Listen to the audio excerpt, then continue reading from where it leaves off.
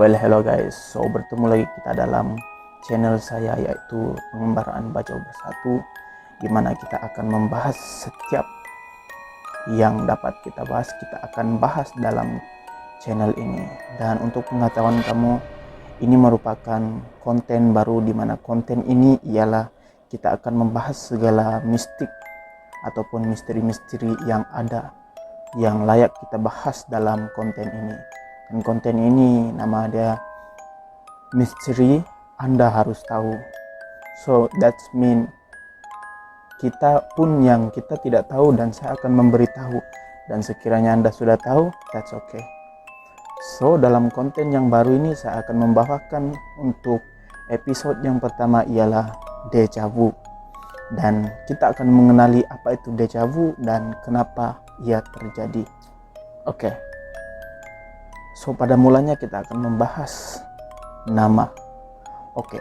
Nama deja vu ini diambil dari perkataan Prancis, yakni sudah tahu ataupun sudah mengenali, dan kata-kata dan perkataan yang sama dengannya lah, dan pernah mengalaminya.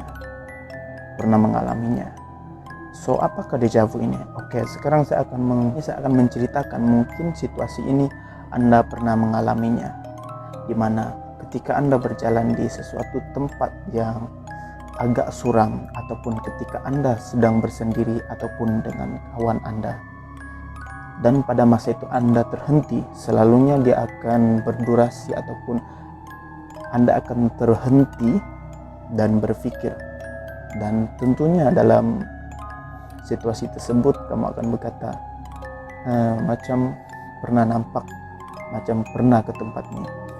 So itu adalah deja vu.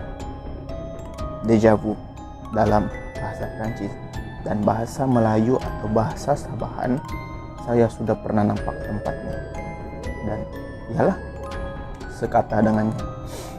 So kita akan stuck, ataupun kita akan terhenti seketika dan berpikir. So otomatis otak akan mengikat dan mengeluarkan dengan kita punya sifat mulut lah.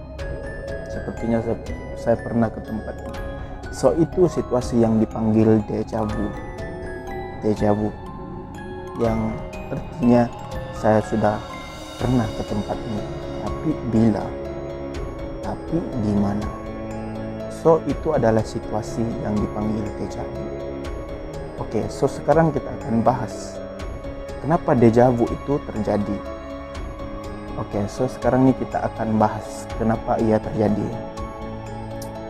So deja vu ini terjadi diakibatkan otak kita pernah mengimbas sesuatu keadaan, pernah mengimbas sesuatu tempat, tepat pada masanya dan tepat pada jam yang sama, tetapi dalam keadaan dan tempat yang berbeza.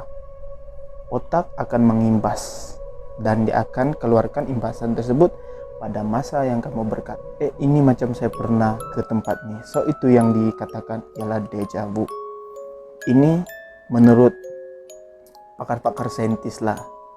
Salah satu saintis yang pernah membahas dan menceritakan tentang deja vu ialah David Berg yang berasal daripada Prancis, dan dia yang telah mengasaskan deja vu. Hal ini saya mendapatkannya melalui Wikipedia dan hasil pencarian saya di Google. Trauma otak nih sesuatu yang dia imbas dan merasa itu amat berharga bagi kita, seolah-olah kita merasakan sesuatu ataupun dalam masa yang sebelum ini kita pernah lalui dan kita lupa. So itu yang dipanggil trauma otak nih. So contohnya lah macam masa kita jalan-jalan, so terjadi sesuatu yang kita tidak inginkan lah. Contohnya ketika kita berjalan terpijak paku, so itu adalah kejadian yang kita tidak inginkan, dan bagi kita itu adalah suatu kejadian malang, tapi otak tetap mengimbas. So itu yang dipanggil keadaan masa silam, dan keadaan itu otak akan mengimbas dan dia akan membawa ke masa hadapan seperti yang kamu akan merasa deja vu tersebut. So itu dipanggil trauma otak. So kesimpulannya, adakah deja vu ini akan membebani atau akan membuat kita punya saraf, kita punya kehidupan macam terbeban atau ada impak-impak negatif? Sebenarnya tidak. Deja vu ini adalah fungsi otak dan itu adalah normal. Tapi yang tidak normal sekiranya kita mengalami setiap hari, bahkan bukan setiap hari, bahkan setiap bulan kita akan mengalami benda yang sama. So itu adalah lebih baik kita